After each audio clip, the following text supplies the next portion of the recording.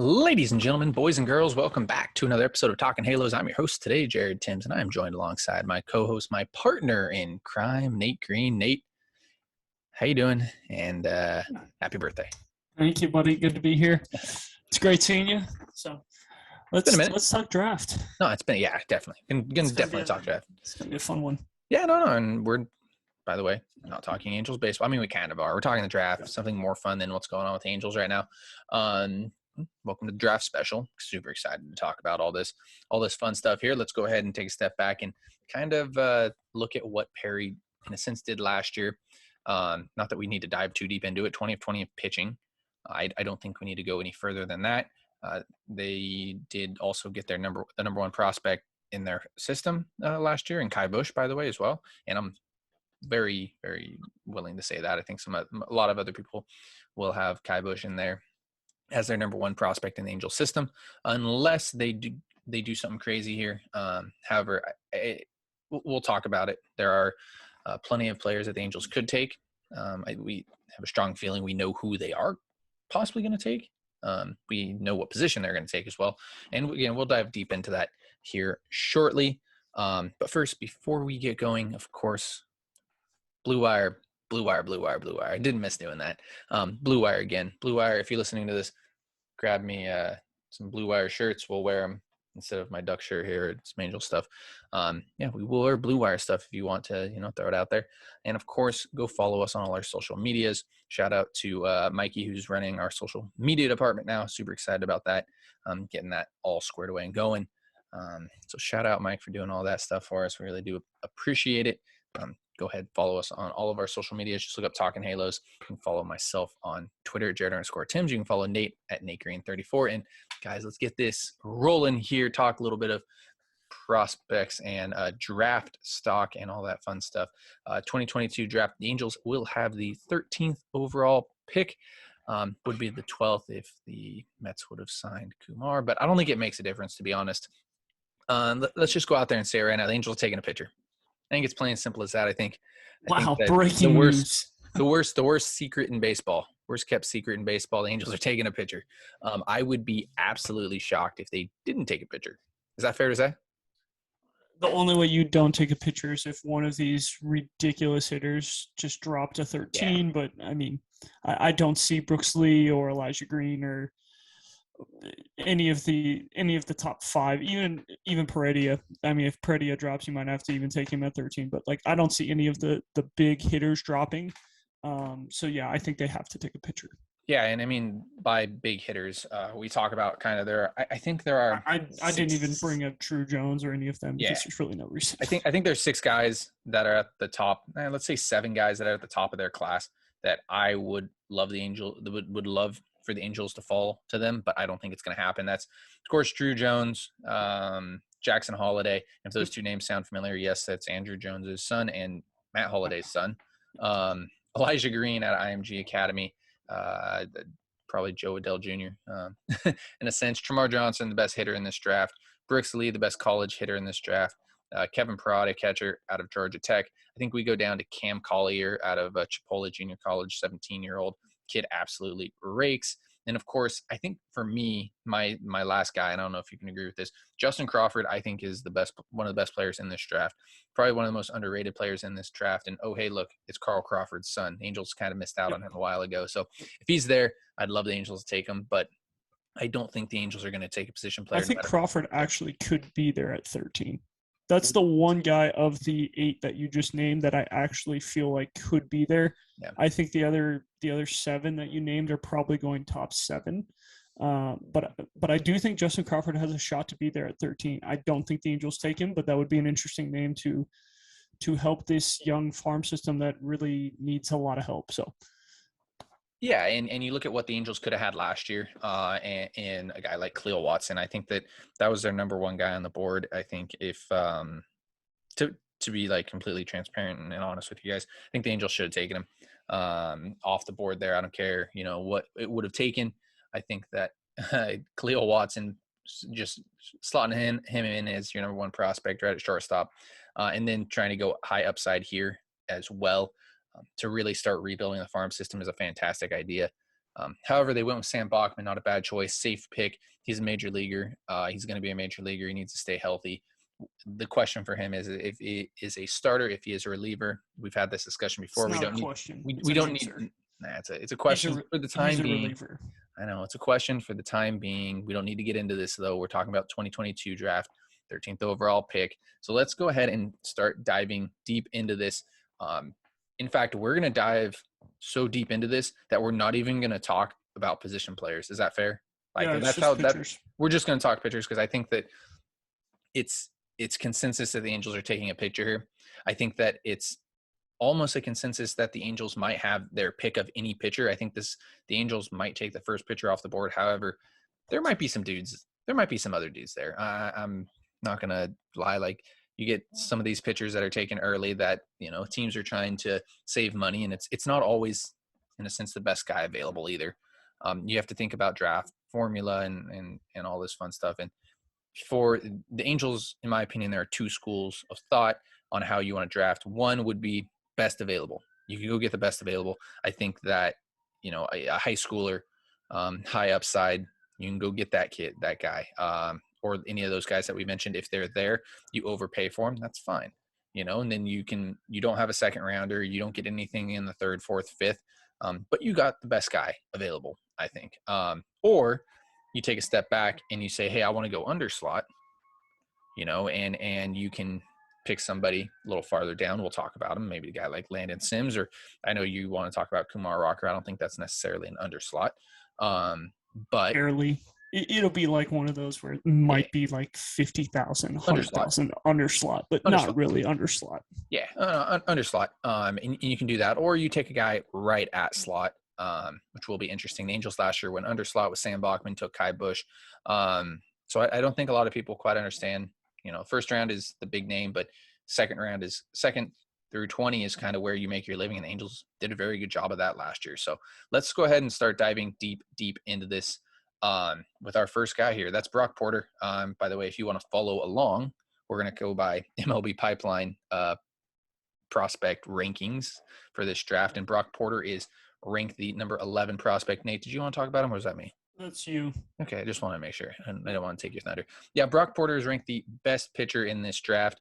I'm going to be honest, at first, wasn't a huge fan of it when I first saw a video on him. However, you look at what he's got: big-time fastball, big-time curveball, or you want to call it a slider, whatever you want to call that pitch. And, he's got the changeup in the works. He's got 3 pitches to go to. I'm not a huge fan of the how he throws, the arm motion and all that fun stuff. But the stuff is so good that you can't miss out on this. I would not be upset.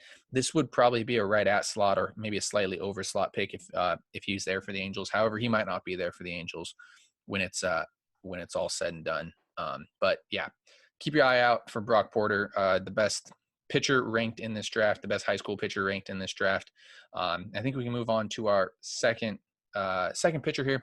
That's going to be Dylan Lesko. Again, I think he's the best pitcher in this draft. I'll speak on his behalf as well. Had Tommy John surgery, so know a lot of you guys who follow the Angels are going to say, "Oh well, Jared, he fits right in." Jared and Nate, that's exactly what the Angels need, is a guy who has Tommy John surgery. If he doesn't get hurt, he doesn't fall to the Angels. I'm going to be honest here with you guys. That's how high of an upside pick he is. This is also a guy who might fall all the way down to the Dodgers, which is scary to think about. And I know, Nate, you're rolling your eyes because this is such a bottom of the order pick. Nobody wants to take a chance on him. Nobody wants to pay him the money, and then he falls down to 20 through 30, and one of those teams that are really good takes him. He becomes a very good pitcher. Can't you see that happening? Oh, yeah. The Dodgers would do something like that, and it's like, oh, hey, we just found the next, I'm not going to say he's the next Walker Buehler, but a guy kind of like that where the Dodgers just have him number one prospect, and just continues to pitch and makes his big league debut, and we're going, how in the heck did they draft this guy in the first round? Like, this guy should have been a top 10 pick. So I know you kind of compare him to Jackson Jobe of last year, of like how highly you liked him, because I know Jobe was probably your favorite pitcher in the draft last year from a high school perspective. But I think Dylan Lesko is kind of right there for you again this year, where you think that this is the best high school pitcher in the draft and could end up being the best pitcher in the draft in general. Yeah, absolutely. And if Lesko's there and you have a chance to take that, you have to if you're the Angels, right? Like that's not even a fair choice. Like I can't see them. I can see him being there, 100%. Oh yeah, And he will be there. I would say that there's like a 98% chance he's there. yeah, I don't think they take him. I know you want them to take him really badly. That's not the guy that I think they go with. I think that they're going to go with a guy who's a little bit closer to being ready. we'll give our predictions here. But Sure. yeah, keep going. We'll give our predictions at the end. Keep going. Yeah, Dylan Lesko is my favorite pitcher in this draft. I mean, one of, let's say that. I know we got some other guys we want to talk about, but yeah, dude, it's all there. He's got the fastball in the mid to upper 90s. He's got the curveball. He's got a plus changeup. He's got good command. Everything's there. And this is a guy who could be an ace for the Angels. And that's something, that the Angels have missed, is that ace, right? So Yes. if you can go out there and possibly get that ace, and the Angels have done a very good job of developing pitching this season and hopefully in the seasons to come, you have to go out there and take a chance on somebody like this for sure. So let's go ahead and move on to our next pitcher. Nate, I think you got this guy, or is this me again? Brandon Barrera? We're kind of going to talk about him last because I know he's been the number one mocked pick to the Angels, so we were going to kind of wait to the end, but let's just talk about him now. Let's do it. High school pitcher, lefty, undersized.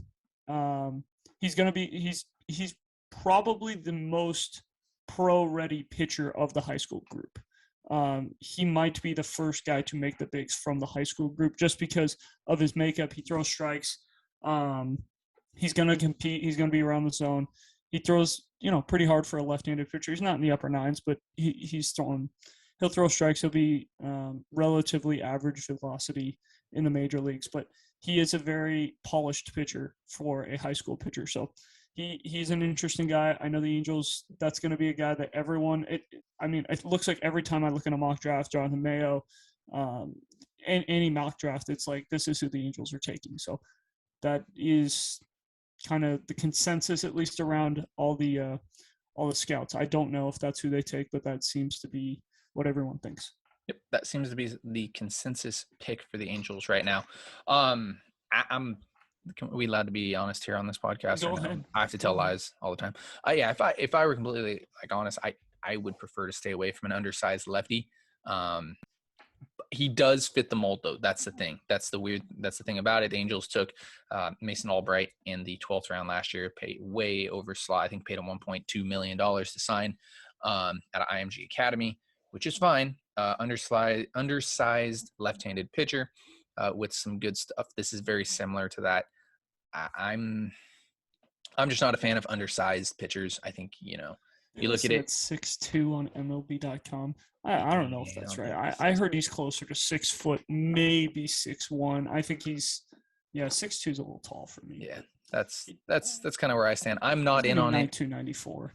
I worry about reliever projection here. And again, if you're taking very similar to what the Angels did last year, if you have this pick and you have your pick at any pitcher, you need to basically go out there and make sure that you get a starter here, right? Like that's kind of where we lie. Or if you're getting a reliever, he's got to be an upper nines, like back end reliever. He can't be he's going to be 93, 95 and long reliever type guy. That's not going to play. So if you're taking a guy in the first round and you're taking him this high, he's got to be an impactful piece, whether a back end piece or a starter for you. So yep. The scary part is it is possible he is a long reliever. Yeah, which I mean, again, major leaguer if you really want to go that route. However, if you're going to go lefties and you really want to dive into lefties, go with the next guy on this list, right? Robbie Snelling, 6'3", 210. Nate, you talking about this guy or was he one of mine? I didn't write down our list. We skipped over the lefty that I really wanted to talk about, but keep going. You wanted to talk about Connor Prelip, but we'll keep going to Snelling. He's in a couple guys, but keep going. That's fine. Yeah, no, we're gonna talk little. I said we're gonna go straight down the list here, big guy. All right. Okay, let's talk little Robbie Snelling here. You want to go left-handed pitching. You got to get big here. 6'3", 210. The big thing that I think keeps him off the board for the Angels is going to be that command. When it's all said and done, I think ends up being better than Barrera. I think he ends up being one of the better pitchers in this draft. He's got the fastball that's mid to upper 90s, so 93 to 95, can touch 97 at times. Again, he lacks command with that pitch from time to time. He's got a good curveball. He's got a changeup in the works. He's missing that third pitch, which is, again, a little bit worrisome. You look at it and it's like, well, he could be a reliever. But for me, again, the size is the big thing for me there. And I think that, if you have to pick a lefty, which seems like the Angels like to do, and you have to do it in the first round, you need to make sure that he has the ability to start. And I think that more so goes to Robbie Snelling, and I'd rather take Snelling. I don't know if that's your thought there. If you had to pick between, I don't know if there's really is it a coin flip at that point? I think they're pretty similar, honestly. I know Snelling is a bigger physical guy, throws a little bit harder. But I don't know if he's got that third pitch to be a true starter. He could be a 2-pitch starter and just be like a number 5 guy. But I think Barrera, the lefty that we just talked about, has a chance to be a starter because he does have the 3-pitch mix and really is going to compete. But the velo is going to be 93, 95, 92, 94. Yeah. Where Snelling could easily run it up to 95, 97, touching 98, which, if that's a bullpen piece, that's a pretty good back-end piece. Not to compare, but that's a pretty good left-handed back-end piece, which you don't see too often.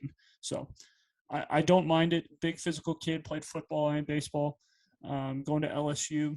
So you're going to have to pay him. You will have to pay him, that's for sure. Absolutely. And can we side note this as well, by the way? We're going to skip over Jackson Pharisee. He really hasn't been mentioned in any talks that I've talked about, that I've talked with anybody about. I can just, I haven't heard much about Jackson Pharisee. Also, you look at IMG Academy's track record, and it's not the best out there, to be honest, when it comes to developing major league prospects. They get a lot of guys drafted, which is a very good thing for high school, but they seem not to be able to make it to the major league level.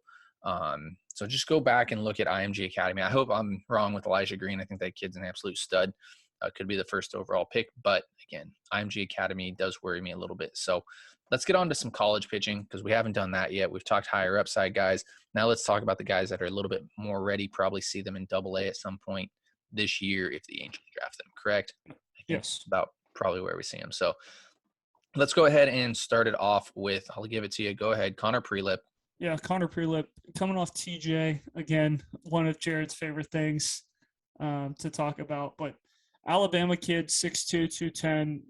He has potential to be a very, very, very good pitcher. He's got the hard fastball, a really good slider, and I think he's got the changeup. I think the changeup is there as a third pitch. Pretty good control as well, which fits the Angels mode. You got to be able to compete in the zone. So I think that this kid could end up being one of the top college pitchers in the draft. Yeah, absolutely. 100%. I think, if he doesn't have the elbow injury, we're talking about being a top 10 pick and possibly not getting to the Angels. But since the injury is there, and the reason why, can we talk about why we like these guys that have injuries? Because they usually fall to the late first round, and good teams end up getting them, right? Is that fair to say? Yeah. The Dodgers have done it numerous times. The Rays do it all the time. It feels like. Yes, those teams are very good at developing, but when these guys fall down, as low as they are, there's a reason why it happens. There's a reason why these teams continue to stay good. And look at Walker Buehler is a perfect example of that. Even Griffin Canning is a really good example of that too. I know that he hasn't been great or anything like that, but he was a guy that was talked about as being a mid first round pick and fell to the Angels in the second round, which is huge for the Angels because of some injuries. Granted, he hasn't been that guy, but it's a good example of the Angels doing something that, what good teams do. So I'm a fan of anybody, most college guys or even high school guys like Lesko that have an injury, because you usually see them bounce back, especially if it's Tommy John, something along the lines of that. So, let's get on to our next guy here. Cade Horton or Gabe Hughes? Who do you want to talk about? Up to you. Gabe Hughes is very similar to Sam Bachman, so we might as well start with him just because that's a very high possibility for the Angels. Yeah, very similar to Bachman, coming out of a smaller school in a sense. And I know Gonzaga is not a small school, but it's not a huge baseball school. Kind of like how in a small conference, not a Power 5 conference. Yep, exactly that. You get the big arm. You've seen the velo spike. He's been 95 and 97. You can see it up to 98, 99 at times with a good slider, change up in the mix, decent command. It's like we're talking about this all over again. Yep, very Sam Bachman. Like he's bigger than Bachman, which is an encouraging sign for me. Bachman's not a huge guy, which is one of the reasons why I was iffy on that pick last year. Not upset, but iffy on it because again, I'm not a big fan of taking smaller guys, especially in the first round. There's a time and place for it. So I think that if the Angels take Hughes, it's a little bit of an underslot. You save some money. I'm not horribly upset about it, but I think there are better guys out there to take. Is that fair to say? Yeah, and the one difference between him and Bachman is he hasn't really had the injury history that Bachman had. So that is a little bit more of a plus for Hughes. So good pitcher. Gonzaga had a lot of good pitching this year. So wouldn't be the worst thing in the world to see him taken if they're going to get someone overslot in the third. Absolutely. And another guy who, had Tommy John at some point. I think we're going to talk about that a lot. Cade Horton. I'm assuming I'm talking about him as well. Yeah, go ahead. I mean, all right. Might as well keep it rolling here, right? Yep. Had Tommy John 2020, I believe is when it was. Actually had Tommy John 2021. I apologize. His freshman year. Yep, freshman year. Actually, was one of the I remember him in 2020 or 2019 draft. I was 2020. He was a second round projection and didn't go. I think part of it was because he was going to Oklahoma and they thought he was going to play football and baseball, and he was going to get a chance to hit at Oklahoma. Then the Tommy John happened. They just left him as a pitcher. So keep going. Sorry to interrupt. No, you're good. You're good. This is a very reliever mold here. I'm not going to lie. When it's all said and done, I don't know if he stays a starter. That worries me a little bit. However, back end bullpen guy. He's got a mid 90s fastball. It's been up to 98 this season. He's got the good slider, I believe is what it is. I guess it might be the it's a fastball slider guy. Fastball slider. He messes with a curveball. It's slightly above average, and he also has a changeup. That's a little that's basically average.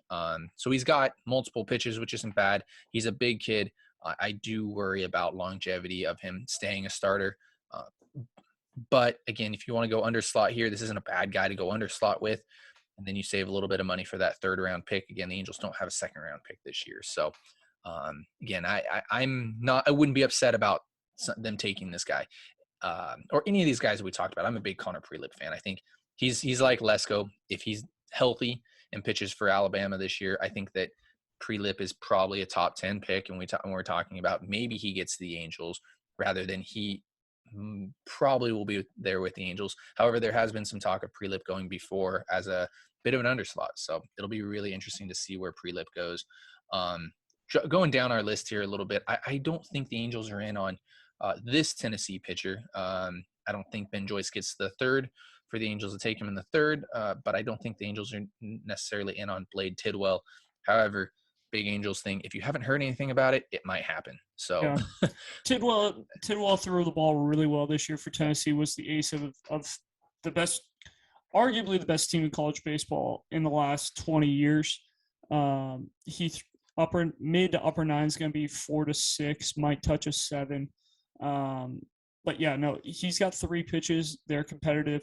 I think the biggest concern for Tidwell was the lack of success late in the season. He threw a lot early and kind of fell apart late. So I think that's going to be a big question. Can he sustain that as a starter? Can he pitch, 150 to 200 innings, or is he going to be a reliever that is more of like that 50, 60 innings? Because can he throw 200 innings? So that, I think that's the big question mark with him, but he had a tremendous year. It was just, as the season got along, it wasn't quite as sharp as he was early. Yeah, and kind of fun fact here, Tidwell also pitched in the same rotation as Ryan Weathers in high school. That's disgusting. Saw that. That's a good 1-2 there. So let's keep going down here. I don't think the Angels are really in on Wisenhunt. I'm not necessarily an undersized guy, but I don't believe in the 6'3" there, by the way. I think he's smaller than that. Wisenhunt though, like if he pitches for ECU, I think that he's projected higher. However, didn't pitch for ECU with a little bit of steroid issue, if I'm not mistaken, on that side of things. Don't worry, I wouldn't worry too much about that. I'm a big fan of Wisenhunt. I think he's going to be perfectly fine. So let's keep working our way down here. Cooper Jerpy is how you say his name, by the way.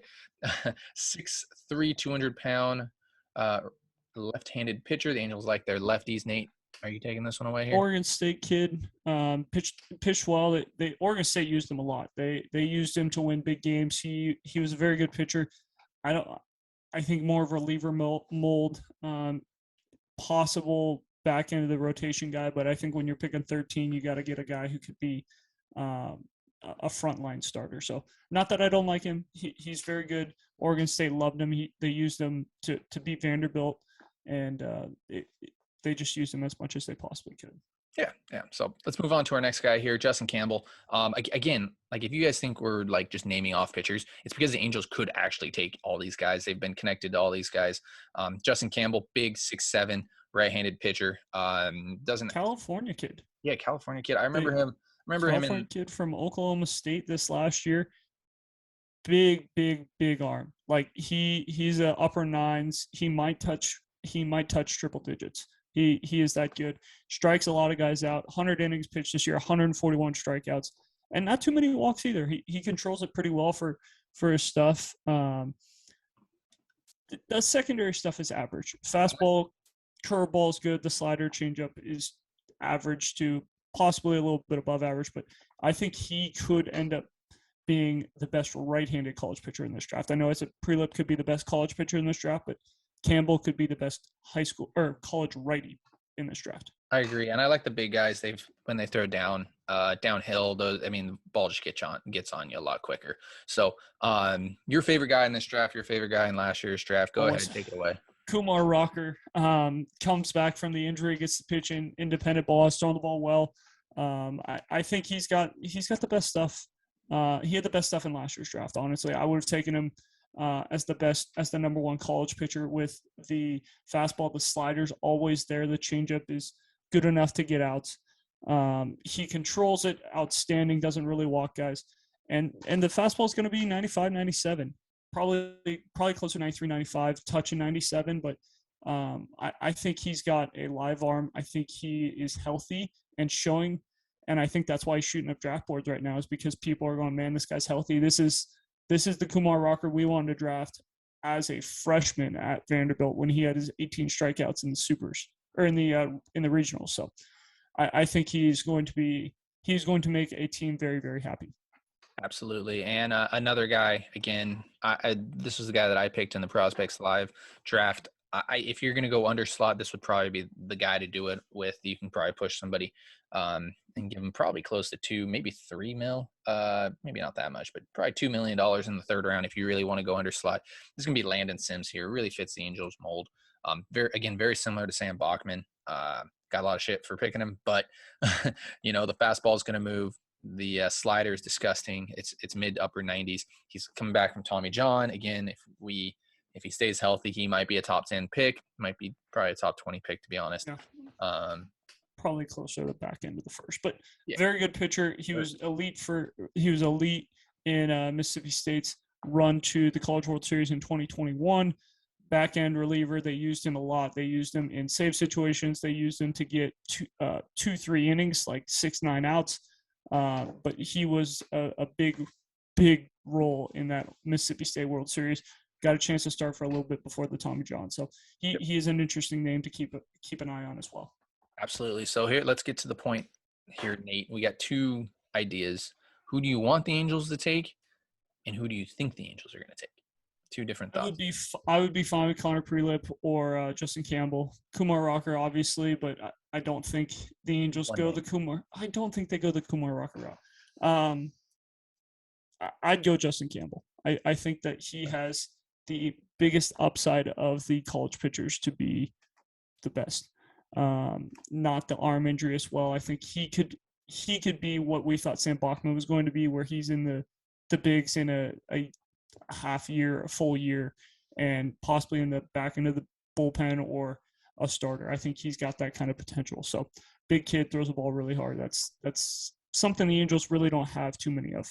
So you think that they're taking Campbell and you want them to take Rocker. Is that correct? No, I would take Campbell. I think they're going to take the lefty. Are we going to say it's Barrera? How are we going to pronounce it? It's Herrera, but Barrera. Barrera. Okay. Barrera. I think that's who they end up taking. I think all the mocks, they have him there for a reason. I think that's who they take. That's fair. You can't go wrong with a mock sometimes. Who do I want them to take? If Lesko's there, I know. You got to go best available. The Angels missed on best available last year for other reasons. But if Lesko's there, you got to take him. I mean, he has a chance to be an ace. He really does. He has a chance to be a dude. If Porter's there, again, another guy that those two guys are who I would want them to take. Who do I think they're going to take, though? If they go under slot, Campbell makes sense. Somebody back in the back end makes sense. I'm going to say Gabe Hughes. I got to go different than you. I can't go Barrera. I know everybody's saying that, but I'll go Gabe Everybody's Hughes. saying that, which is crazy. Like, usually there's, like, some mix of, like, hey, this is who they could be taking, this is who they could be taking. But, like, it seems like every mock has him going to the Angels. That just means that everybody knows something, right? Or thinks they know something. Or that's who the Angels want everyone to think they're taking. And then, draft day comes and they're taking Crawford, the outfielder from who knows? But it's going to be an interesting day. I can't wait. It's awesome that it's on All-Star Weekend. This is going to be a fun weekend. Oh, yeah, absolutely. It's going to be a blast of a couple days here. Of course, follow myself on Twitter, Jared_Tims, for all of the news on the draft. Of course, Taylor Blake Ward does a fantastic job as well. You go follow him if you don't already. Nate, I don't think you do too much draft work. You just enjoy talking about it. So, yeah, I don't tweet too much, but yeah. When I do, there's a reason for it. Sometimes, yes. So, guys, as always, thank you so much for listening to this podcast here at Talking Halos. Again, making us the best Angels podcast out there. If you could, go subscribe wherever you're listening. Hello, YouTube. Hit that subscribe button as well. Let us know who you think the Angels are going to take. I'm super excited to see who everybody thinks. Will it copy the mock? Will it, whether the Angels are going to go under slot, over slot? The Angels are in a really good spot to get a pitcher. That's all I got to say, right? Like, it makes a lot of sense. So, follow us wherever you are listening. Of course, follow us on all of our social medias. Follow myself on Twitter, Jared_Tims, Nate at NateGreen34. And guys, thank you so much for listening and watching. Have a great rest of your day.